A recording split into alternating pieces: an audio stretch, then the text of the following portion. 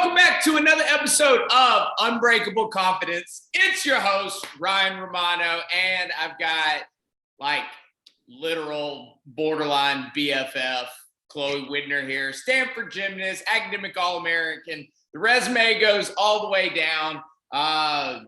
She's got a busy day, so we're not going to spend all the time, taking that up, introducing her resume. But hey, appreciate you joining me while you're out there in, I'm assuming, warm weather, California.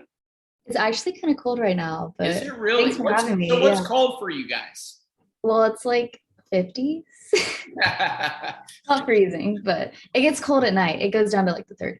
So if you were still in Texas, would that be cold? 50? No. Are you like are you now converted to a Californian? I wouldn't say I'm converted to a Californian, but I'm a lot more used to the weather here. Too fun. All right, well, cool. We'll get started with first question for everybody. And that's always is, I believe that we all have like our own uniquenesses, our own superpowers that set us apart, that enable us to achieve the things that we want to achieve and allow us to be high performers, to be high achievers. So in your opinion, either now or over the last years, what are those 1, 2, 3 things that are your uniquenesses, that are your superpowers that have been able to set you apart?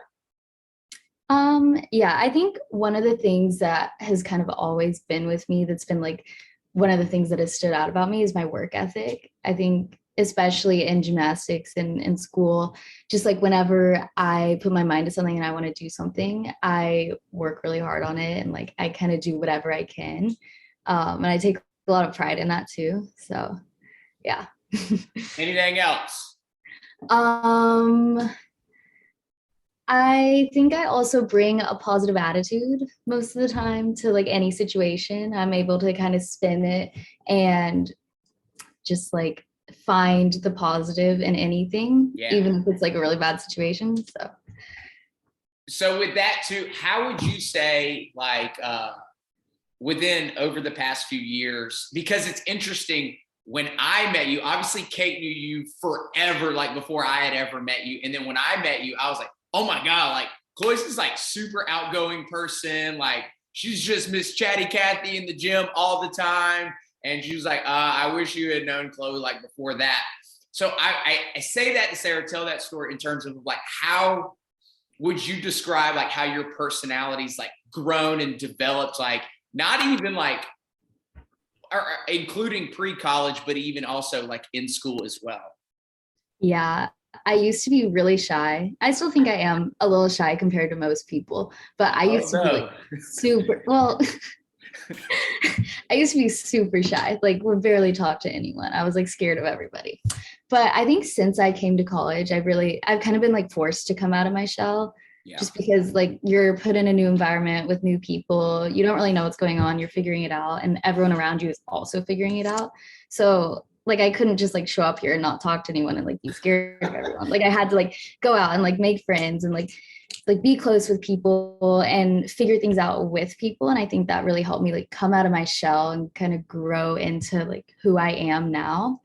And I actually think COVID had a lot to do with it too, because our situation was very different than almost like any other school. Yeah, no doubt. So just kind of being able to like join together with everyone else at Stanford and like all of my closer friends and like be able to get through that with them, I think that's also helped me kind of like grow into who I am. Did you want, when you were wanting or deciding on like what school to go to for like gymnastics and stuff, did you know you wanted to go like away? Because a lot of people, like homebodies, right? They want to stay home or they want to find a school that's like somewhat like within driving distance, right? Like I guess theoretically you could drive to Stanford. It wouldn't be the most fun drive, but yeah, you could drive. You know you wanted to go away? Yeah, I wasn't super interested in any of the schools that were like around us anyways, but I didn't really like necessarily want to get out of like home. Like I wasn't like, oh, I want to be far, but I also didn't really care if I was far. Like that wasn't really a factor. And also like none of the schools in Texas, none of the D1 schools in Texas have a gymnastics program. And then we're close to the SEC, and I feel like that's not really my vibe. Like I wouldn't really be happy at a school like that. Yeah. Just because I don't know, that's not really my personality. So I kind of like had to look far. So would you say too, like, I guess tying that in like a little bit with like the growth in your personality too? Because I always look back on like being from Alabama and then going to like WVU was like a massive freaking culture shock, like from like the Southeast to go into like the Northeast, and where everyone drops like F-bombs and like just tells you straight up shit to your face. But I always think that that was wildly, looking back on it, was wildly important for me, like in the development of like my character, who I was as a person, just to see a different culture. Do you feel like that's kind of like played a role like so far in your experience there, in terms of like just experiencing different parts of the country and different cultures and things like that? Yeah, for sure. I think that has a lot to do with it.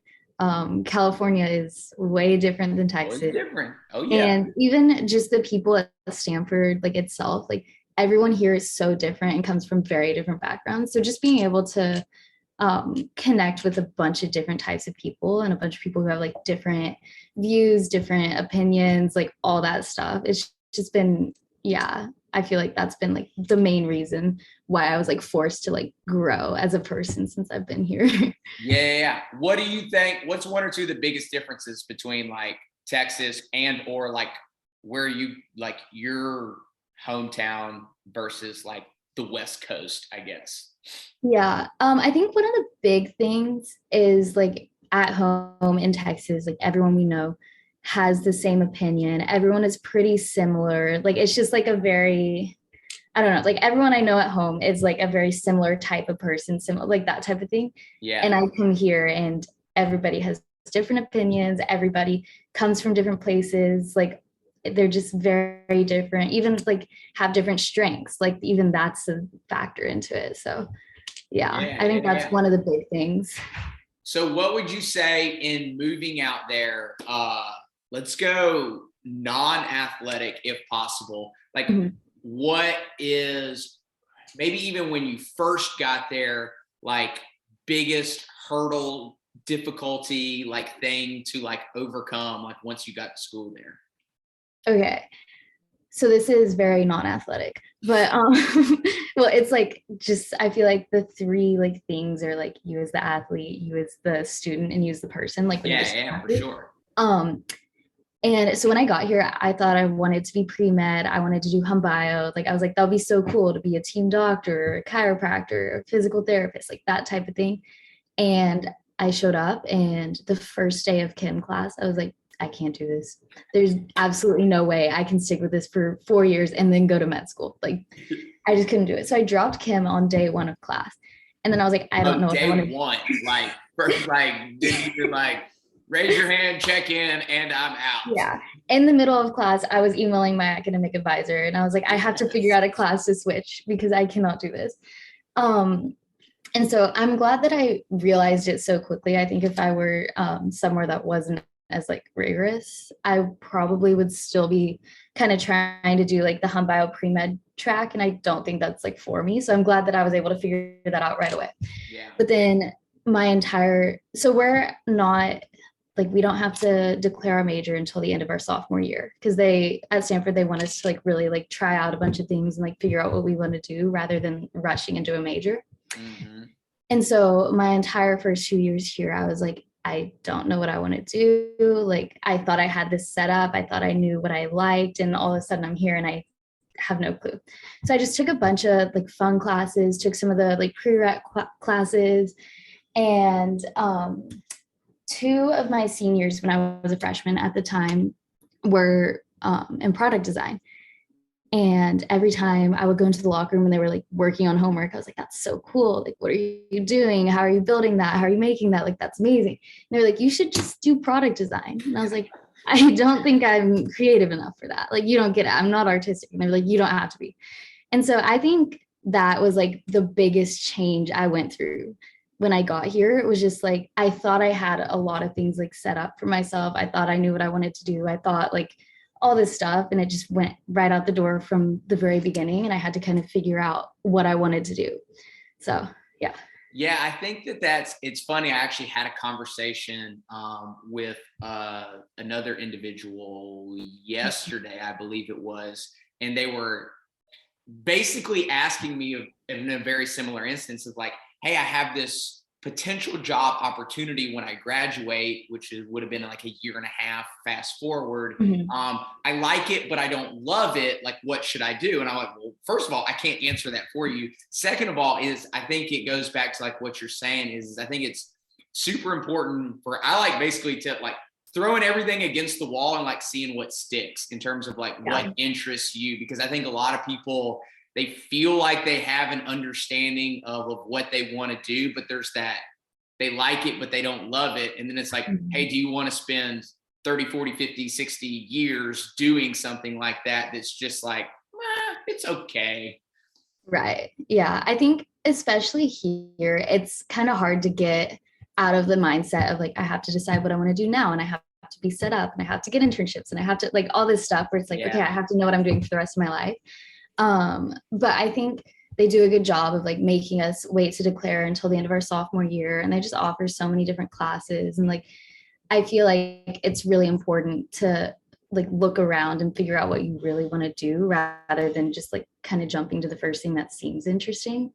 Because at the end of the day, like if you're doing the same job for like 40, 50 years, you want to be happy with it. You don't want to just be doing something that you kind of like or thought was cool when you were younger. So yeah.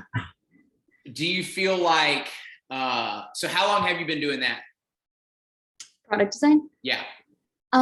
So I started like the intro classes halfway through my sophomore year just to kind of try them out and see if I liked them. So it's been about a year now. So do you feel like that your interest, love, passion, enjoyment, fulfillment, whatever, like as you've gone through it has like increased? I think so. Because at the beginning, I was a little iffy. I was like, I don't know if I'm actually fit for this. Because I feel like, especially out of the people here, like everyone here is just insane at what they do. But I was like, I'm not really that creative. So then what are you? You're a not insane outlier? No, I'm not. I'll buy it. That's how everyone feels here. Everyone feels like the rest of their class is just way better than them at whatever we're doing. Man, that's crazy. So, yeah. But when I first started, I was like, like, we'll see. This is really cool and I like it, but I don't know if I'll be good at it. And I don't know if I'm creative enough. Like, what even is product design?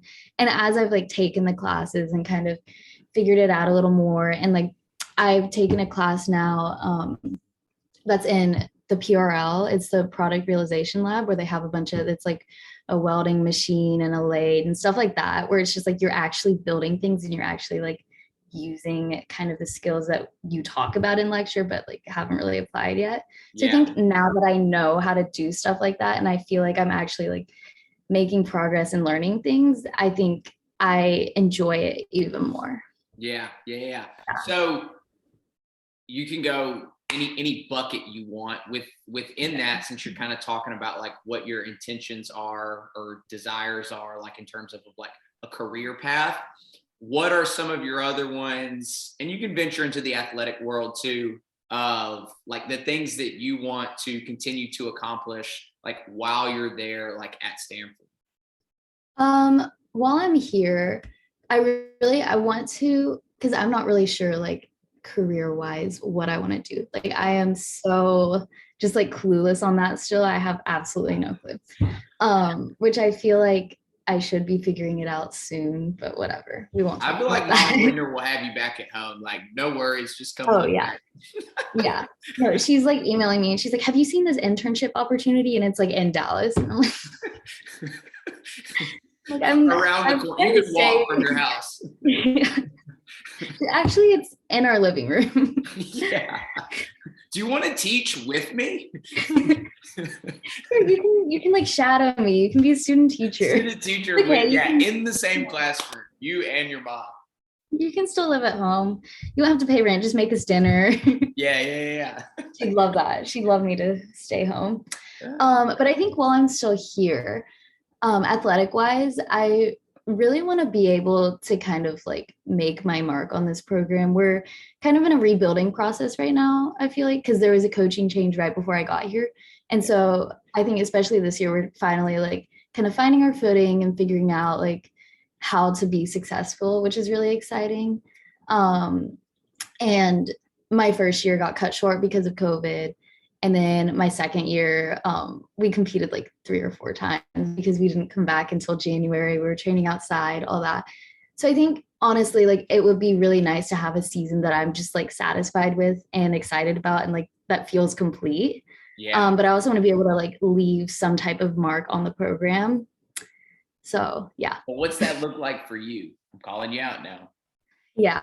I feel like I'm not sure specifically what it feels like, but I want to leave some type of like leadership legacy almost, like especially now that I'm an upperclassman, which is crazy. I feel like I am kind of in a position to like be able to step up and be a leader a little bit more. And I think just kind of setting some things in place and like hopefully, hopefully I'm a good leader and I'm like kind of like leading by example and showing people like, okay, like this is how you can do this or whatever. And just kind of having that continue on after I'm gone would be really nice. What does, it's interesting because I was having the conversation with, again, yesterday with somebody that I guess term like leadership, what does that, like, what does that look like to you in terms of if you had to describe it from like the foundational level, like how do you build leadership from like the foundation? Like I have my own belief, but I'm just kind of curious like what yours would be. I feel like foundationally, I think it's just like kind of the ability to like step up and realize like if something's wrong or realize if things aren't really going the way you want and being able to pinpoint what it is that needs to change, or if things are going well, being able to pinpoint like what, like why they are and what is going on to make things go well, and just being able to like point that out to people and kind of get your point across where people are listening to you and they like know what you're saying and they trust you enough to like follow you and listen to what you're saying. Yeah. Okay, so that's another one. What do you think? Now we're going deep. What do you think? Because you said that word like trust too, right? Like having people, the ability for them to trust you. And I think sometimes people confuse like trust in terms of like, hey, I can tell you a secret and you're not going to tell anybody, so I trust you.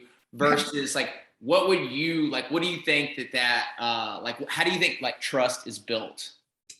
I think trust is built by being reliable and just like being someone that is like time and time again, like kind of knows what they're doing, knows what they're talking about, knows what's best for the team. Yeah.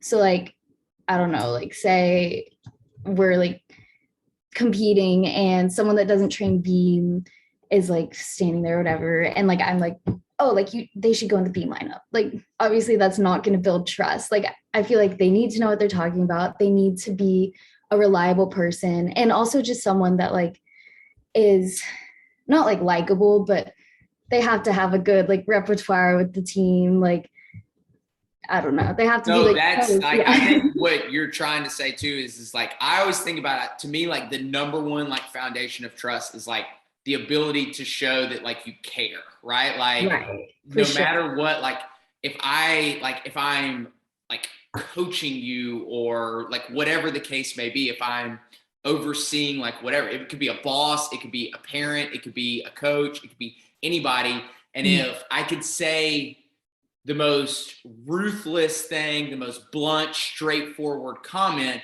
but if you know that I care, it's going to come off in the appropriate way because you're going to know that like I'm saying this because like I love you and I'm trying to help you and I'm not like trying to degrade you or put you down or anything like that. Doesn't mean that it's always right, but you know, I think that you can be straightforward with people like when they know that you actually care about them like as a person. And I think that like builds like the foundation of trust. Yeah. Like when you have good intentions and like the response is more like, oh, they just want me to get better. And less of like, what are they talking about? 100%. Who does she think she is? Yeah.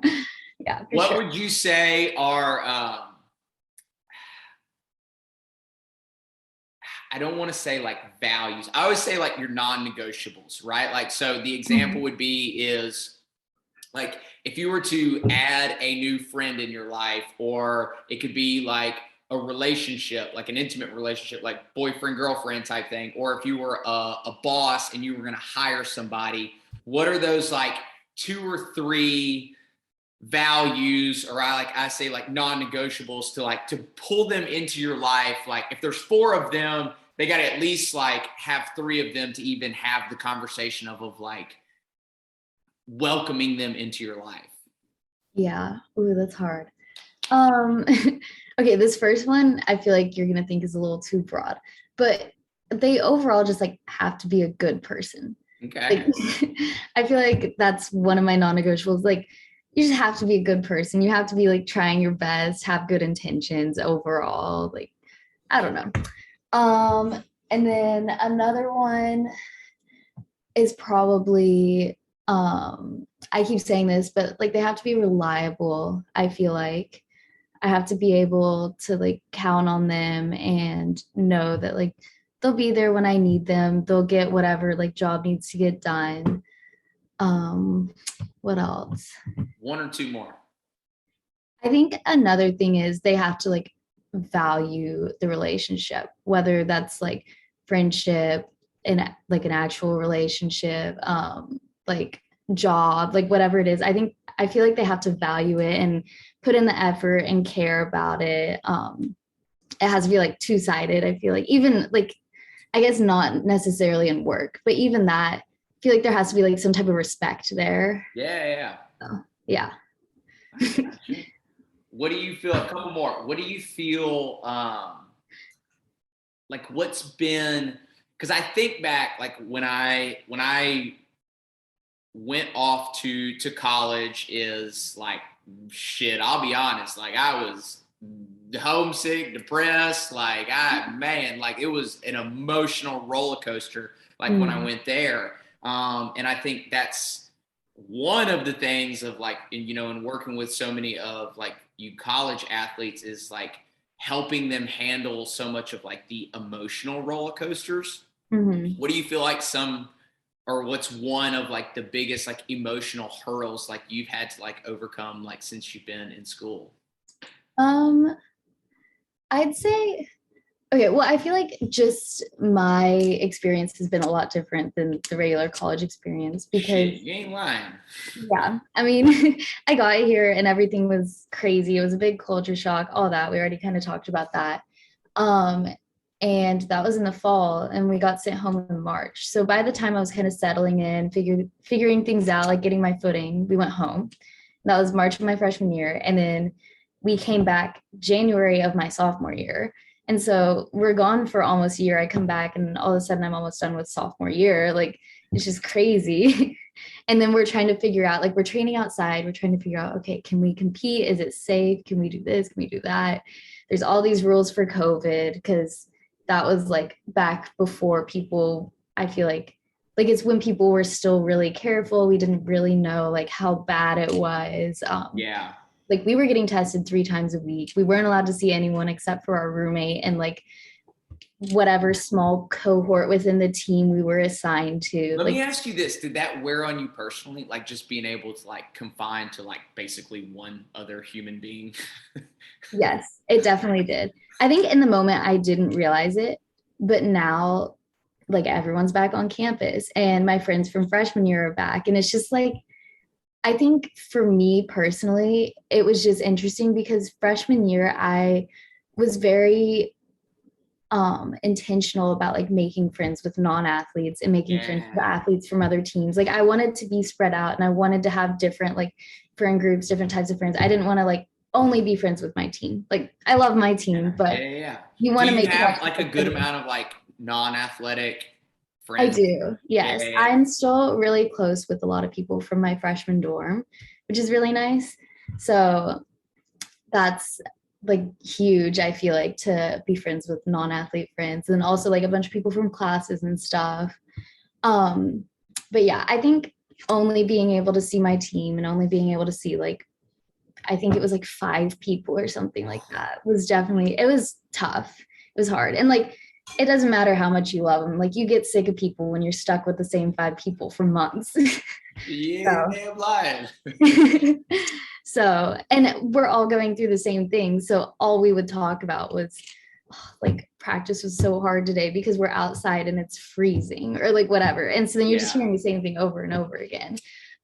So our lives were very much on repeat, I feel like, for a few months. Yeah. But yeah, so that happened. So I feel like the rest of my sophomore year doesn't even count.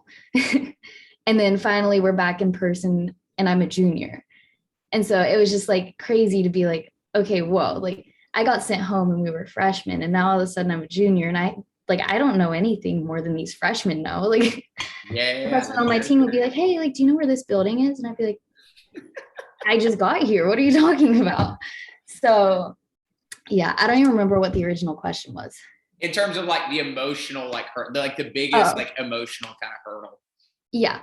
So I think definitely just, I feel like I never was able to just adjust to being in college because things were changing so much and we were here and then we were home and then we were back, but we were outside and then we went home for a little bit again and then we come back and now everyone's back. And I'm like, whoa, like just things moved so quickly and things were so different all the time that I feel like even now, I mean, I feel like I'm settling in a little more. Right. But it's just like really, it feels like really weird and really like fast paced and like things are changing so much and like you never know what to expect. And I think that like wears on me emotionally for sure because now things are a little more stable and like you know what to expect. And I'm like, okay, like when's something gonna go wrong? Like what's gonna happen next? Yeah. And everyone's like, no, like I think we're fine now. Okay, but when are we getting sent home? Like so definitely just like trusting that maybe things will be okay. So what do you feel like is like your own habits, routines, or like your own personal formula, like if you will, that's like helped you excel throughout like college life, success, like whatever? Oh, that's tough. I think, I mean, I am a very, like, I think a lot. I don't know if that makes sense, but I'm trying to figure out how to explain this. But every single day, either when I get up or when I go to bed, just depending on when I have time, like I'll sit there and I'll journal and I just kind of write about, like, it's not like a diary where it's like, dear diary, today this happened, but it's just like, but I just kind of like write out like whatever like the biggest thing I'm going through at the moment is and how I feel about it. And I think just like going through and kind of writing out like how I'm feeling about things, how I'm dealing with things, like that has definitely made me more aware of like, it's made me more mindful, more aware of like my emotions and my reactions and stuff like that. And I think that's really like grounded me and made me able to just like not really react to things and like not, I don't know if that makes sense, but like it just has made me like a more like calm and like collected person, I think, as a whole. Yeah. I mean, you're able to actually like download, process information in a meaningful way versus just like ping ping reacting. Like it comes in. Oh my God, like, what's going on? Yeah. Automatic. Yeah. I totally get that. Right. I think a big thing too is I think I probably, if it was me, like adding to like some of like your non-negotiables too, and things that like a big part of like your formula and would be, I guess the word that comes to mind is like ambitious, right? Like being able to like really know what you want and kind of like have your mind made up about it in terms of like, maybe I don't know. And I think this is kind of a uniqueness and a superpower like for you too, is not worrying so much about like how the shit's going to get accomplished. It's like, hey, I know this is what I want and I'll just fucking figure this shit out as we go along the way, because I know the end result, I'm going to have what I want or something better than what I have. Yeah, I feel like that kind of ties back into what I said about like being a hard worker. It's just like, okay, I know like this is my goal. This is what I want to happen. I'm not really sure how I'm going to get there, but I'm just going to work and see what happens. I'm just going to try my best. Yeah. So yeah, I think you're right. Yeah. So rapid fire. Oh, Favorite food? pasta. Any type of pasta. I love. Any? Yeah. Favorite, favorite vacation that you've been on personally? Ooh. So when I was younger, I know you said rapid fire, but when I was younger, my family used to go on vacations like as a big family. So it would be my mom's like sister's family and then their parents. So there were 12 of us. Every single year we would all get together and go on vacation. And I loved all of them. And it was nice to like at least once a year know that you were gonna all be in the same place. But one year we went to Hawaii and that was so fun. We were able to take surfing lessons and there were a bunch of hikes there. It was just like so pretty there. And it's not, I feel like people say like either beach or the mountains. And that was kind of both because there was the beach, but then there was also like so much nature and like hiking and scenery and stuff. So that was definitely my favorite vacation. Dream vacation. Ooh. That's hard. I want to go a lot of places, but right now I really want to go to Greece. I think it's pretty there. Okay. Most important one. Favorite? Oh, Yeah. was it important what? Question. Last question. Okay. Favorite fast food place? Oh, Chick-fil-A for sure. Oh man, that's the most common. It's so good. I mean, you're asking people from Texas, so I feel like it's Chick-fil-A is one, and then Whataburger is probably number two with everything. That's a good one too. But we have Chick-fil-A. Cane's comes in a close third. Cane's? Yeah, it's usually third. Cane's is good. So Chick-fil-A. I know you got to get rocking and rolling. I appreciate you taking the time chatting with me. Tell everybody if they want to continue to like follow your journey in terms of whether it just being as a person, as you continue to chase after your own personal intentions, goals, desires, and as well as, you know, your athletic journey there at Stanford as a gymnast, where they can follow you on social media. Where would be the best place? My Instagram, it's just at Chloe Widner. It's just my name, pretty easy. I'm not really active on it, but my Twitter is _ Chloe Widner, I think. So that's Twitter's fun. Cool. Yeah. Appreciate it. And as always, you know, I tell everybody, you know, the whole goal in having these conversations, selfishly, I get to be around high achievers, highly successful people in my eyes. I truly believe that there's proximity is power, and when you can get around and get close to people like yourself, there's a rub factor in terms of people rubbing off on each other. And my goal is as people listen to get a little bit of that rub factor, if you will, and be able to take something, either implement it in their own life or have conversations about it and upgrade people around them, their own teams, their own companies, their own organizations, their own families, their own relationships, whatever those are. So as always, hopefully you guys got something out of this. Can't wait to see you guys on the next episode. Love you guys. Have a wonderful rest of your day.